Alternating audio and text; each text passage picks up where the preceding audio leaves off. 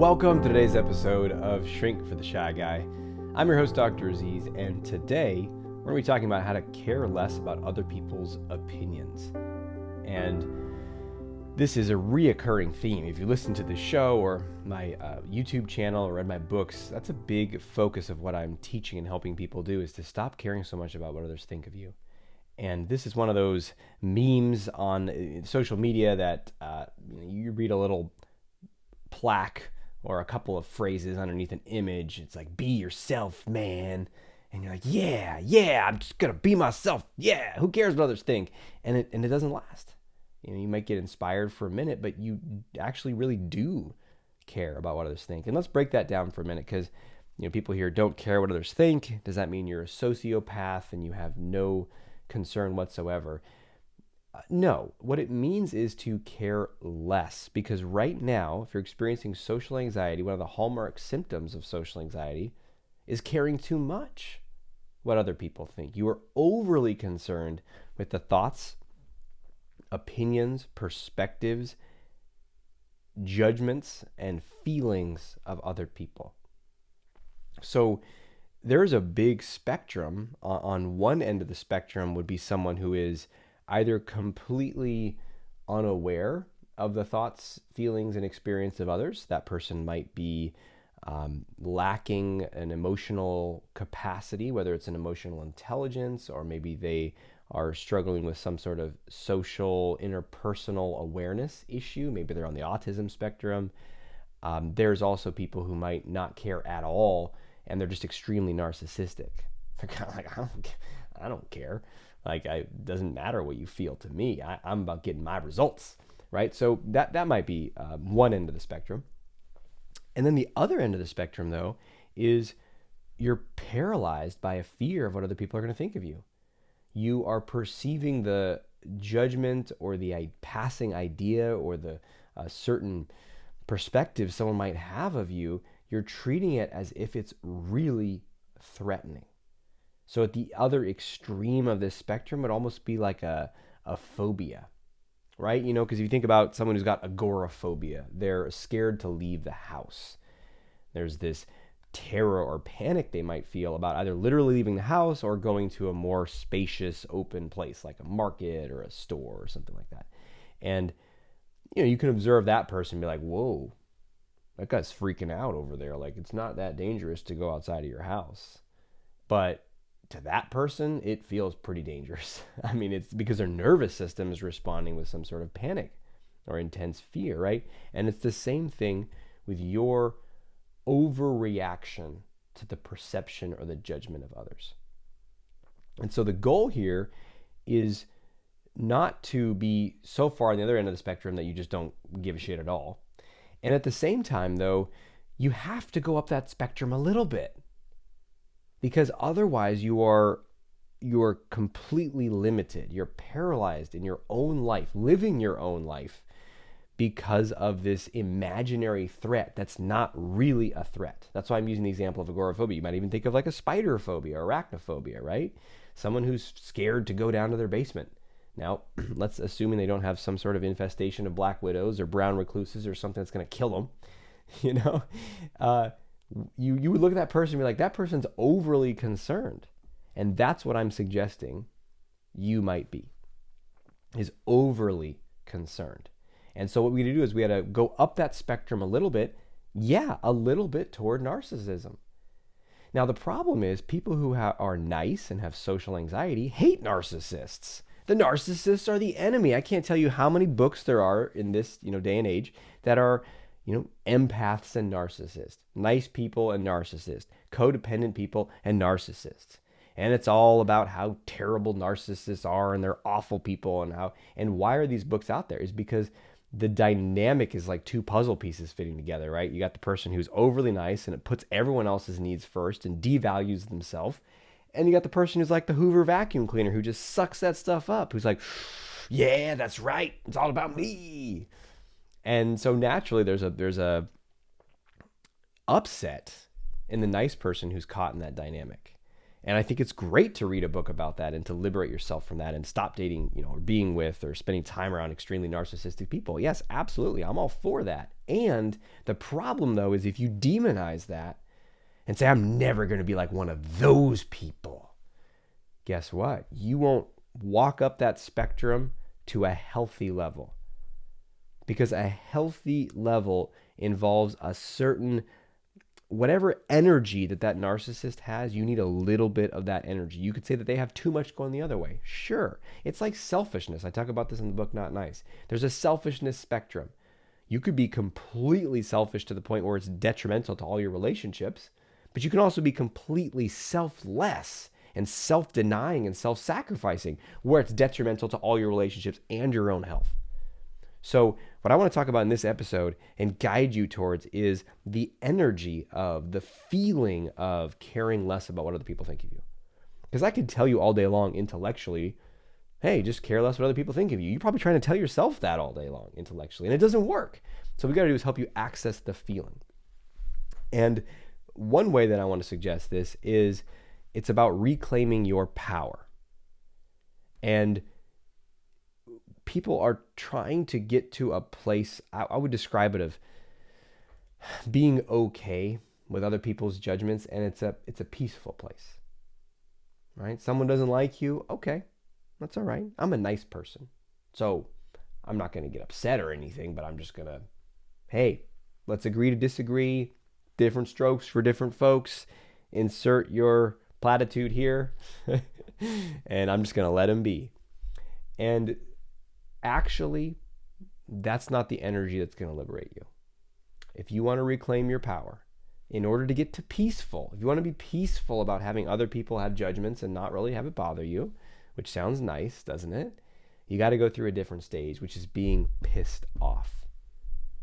You need some energy of anger to generate the power needed to have a healthy boundary.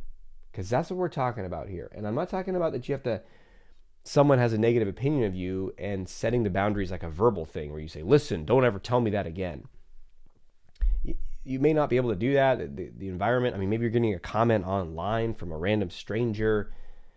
Trying to verbally stop others from having their opinions is like, there's 1,001 arrows coming your way. You're trying to catch them all by hand. It's impossible.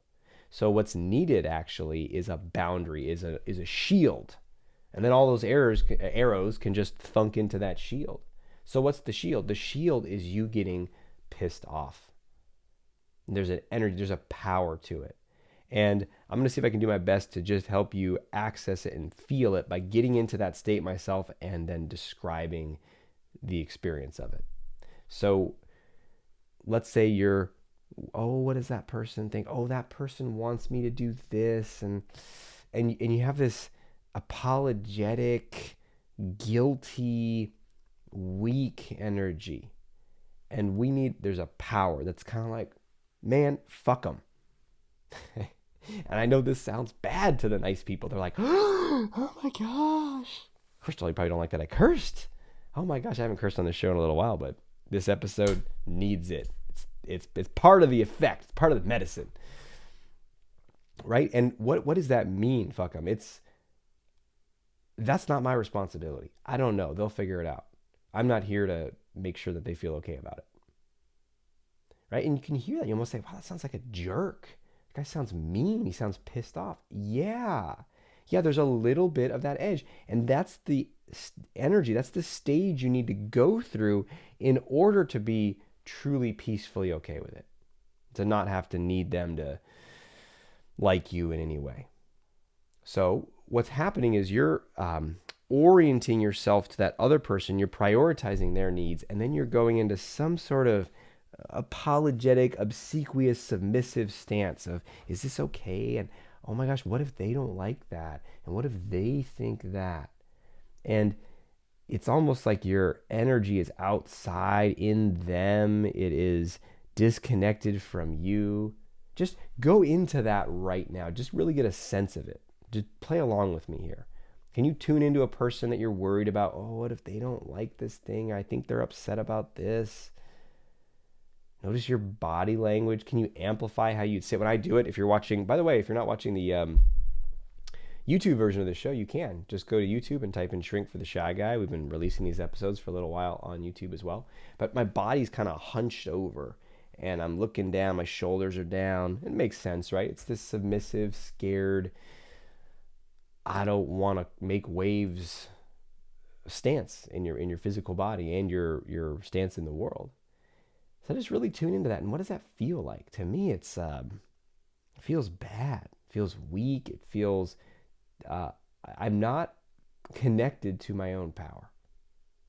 What does it feel like for you? Okay, so what's the shift? What's the difference? What's the opposite of that? Well, it would be to roll your shoulders back, take a few deep breaths in and bring a little more power, a little more energy, almost like, there's the bellows. I don't even know what the bellows are. Something about a steam production through the burning of coal. Are the bellows basically the fire? Or bellows something that blow air on the fire? Well, in any case, be like the bellows. And take 3 or 4 full deep breaths in that are audible like this. So it could be in the nose and out the nose, or in the nose and out the mouth. But you make sure your nose is involved because it slows the rate of the air and starts to build energy inside of you. And allow yourself to get pissed off here. Like how long are you going to be sacrificing yourself and submitting yourself and being the victim of everybody? Just breathe in, and as you do, just focus on that weak, submissive pattern and say, enough of that. Enough of that. I say no to that. I choose something else. I claim more than that. I deserve more than that. And then there's a reclaiming of that power inside you. You can even say that. I reclaim my power. Now, that might sound kind of cheesy, over the top self-development, but it's sending a message to yourself of like, I'm going to reclaim my power now. Now. Now. And then I want you to imagine that there is it's like a healthy, protective wall or gate around your city. You are the king or the queen of this city-state. Sit or stand like a fucking king or a queen, like someone who's regal. Breathe in. And imagine there's that boundary. I decide what gets in and what doesn't get in. Right? Because let's say there's someone who comes to your city-state who's like, oi. I don't know why they talk like that from south of Sussex. Oi, we're here to cause a rubble. Give us all your treasures. What are you going to say? Okay, yeah, come on in. I'm sorry. Well, their feelings will be hurt. Fuck that. Say, no, you're not getting into that gate. But what about their feelings? They want the treasures. I don't know, fuck them. I'm not the source of their treasures. It's not my responsibility. And I know this can feel really uncomfortable because, the place that we feel the most responsibility might be for friends, family members, children, parents, colleagues, clients, people that are in your life, people you do care about. And so this might feel really off or wrong, but I'm not saying your general stance is like, fuck my parents and my kids and my colleagues. Like, I don't give a shit about nobody. Like, that's not a realistic stance. That's someone who's got an overcompensating front, right? What I'm talking about is you temporarily tap into this energy of pushing people back outside of the gates, being in your own body, in your own breath, inhabiting your own space and saying, you know what? That's not my responsibility. They're a grown-ass man. They can handle that. They have their own feelings. If they really want something, that time together, they want someone to go to the concert with them, they'll find someone else. I'm not that person. And when you really let yourself access this energy, you can just brush off, push away that nagging, oozing, power draining emotional state and pattern. And so I know today has been about showing as much as describing, as much as verbally talking about it. And I'm hoping you're playing along with me right now so you can really get a sense of this feeling of the difference. But it's about, and when you access that pissed off state, you're able to just push aside something that might have been bothering you for hours, weeks. If you're, oh my gosh, so and so said that thing and they thought my joke wasn't funny, and oh my gosh, do they think that I really meant what I said there because I was being sarcastic? Oh my gosh, do they think I'm a racist? Oh no, oh God. And you might ruminate on that for how long? A day, 2 days, a week, a month? You might be awkward around that person the next time you see them because you're thinking about, oh my gosh, the last time they didn't like this joke I made. Like, take a full breath in, reclaim your city, and say, fuck it. I don't know. I don't know. They might dislike it. They might not. That's not my responsibility. I'm not here for that. I'm here for something else. And when you reclaim your power, you get to decide what you're really here for. I was just saying this last night in a mastermind call. I was guiding people through this process of caring less what other people think. And I said, what do you value more, or what can you value more than the opinions of others? And I'm not saying, again, that the opinions of others has no impact, no relevance at all in your life, but does it have to be front and center, top priority? Because without knowing it, most people are valuing that more than anything, more than their own happiness, more than their own purpose and pursuits in life, more than living a life that is their own. Oh, I don't want to create that thing. I don't want to take that risk in business. I don't want to put myself out there. I don't want to fail the sales presentation. I don't want to put my music out there. I don't want to date that. I don't want to try to date somebody, because what if someone judges me? And so now your life is lower priority than the opinions of others, which is not even a singular thing. There is no they, right? What are they going to think of me? There's, what is it, 8 billion humans at this point? I don't know. A lot of humans coming through pretty fast still. 7.5 billion. There's 7.5 billion theys. There's not one they. And so one person thinks this, one person thinks that. And even the same person has cycling thoughts and feelings. They might think you're great one day and they might think you suck the next day.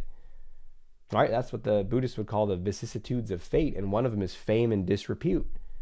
You see this all the time. So-and-so is the darling of the media. Oh my gosh, they're the greatest actor in the world. Oh, this actress is so smart. Oh, this politician's so great. Oh, this scientist this business mogul is brilliant. And then 3 years later, like, the business mogul's a piece of shit. We don't like him anymore. He sucks. Oh, that actress is terrible. She's boring. Who cares? Yesterday's news. Right? And it's the same in your life. Now, you're probably not getting the same level of fame as these business moguls and celebrities and stuff, but you're in your own life. Someone at work's gonna be like, you're so smart. You make that, you figure something out, solve some problem, and everyone in the meeting is like, oh, you're so smart. Oh, great. And that lasts a couple weeks. And then, 2 months later, there's a problem and people are like, why haven't you fixed this problem yet? I'm pissed off. I'm upset with you. Right? It's the vicissitudes of fate. And so any individual person is going to have a differing set of feelings or opinions about you. All the individual people are going to have differing opinions and perspectives that are separate from each other. So there is no they. And when you're prioritizing that as the most important thing in your life to make your decisions by, to do or not do certain things, well, you are destined for just one thing: to live a life that is not your own, which happens to be the number one regret of the dying, by the way. So maybe there's a pattern here. Maybe there's something that a lot of people are doing.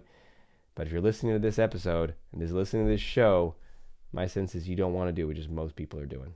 You don't want to just settle for what most people would say is normal. Forget normal. I mean, a lot of the normal perspective is, well, you're going to have social anxiety for the rest of your life, and it's going to massively impair your life, and just get by and do the best you can. Barf to that. No, I want radical and rapid transformation. I want total liberation. I want social anxiety to be the springboard that has you find your way out of social anxiety, but then not just stopping there and going to extraordinary levels of confidence where you're able to do and express and connect and create a life that is way beyond what most confident people would do. And that's absolutely possible. I've done that, and I've seen a lot of clients do that as well. So let's talk about how you can turn this into action. Your action step is going to be to go through this process. We did a little sampler of it here, and you could go back and listen to the part where I'm guiding you through from pissed off to reclaiming your power to creating the city walls around you. But you can also just do that without re-listening to that. Just take that several minutes to do those energizing breaths, sitting up tall. Imagine you're the king. Imagine you have that boundary. and you decide what's going to get in, what's not, and just play with it. There's no, it's kind of like, it's not instructions for building a cabinet where it's like insert screw here and then do this and then do that. It's much more someone who's like teaching art or something, where there maybe is, there's technical skills, but it's kind of more of a, well, make it blend more, make it prettier, right? So you get to find your way here, and I'm giving signposts and little indicators. So play around with it, find your style, find your way to access this. But one key technical quality that I want to point out here is that pissed off is the pathway. And if you're trying to avoid that, you're trying to be the nice guy who never gets angry, well, then you're going to be living a life that's not your own. And I don't know about you, but I don't want to be dying with one of those regrets. Thanks for being with me today. Until we speak again, may have the courage to be who you are and to know on a deep level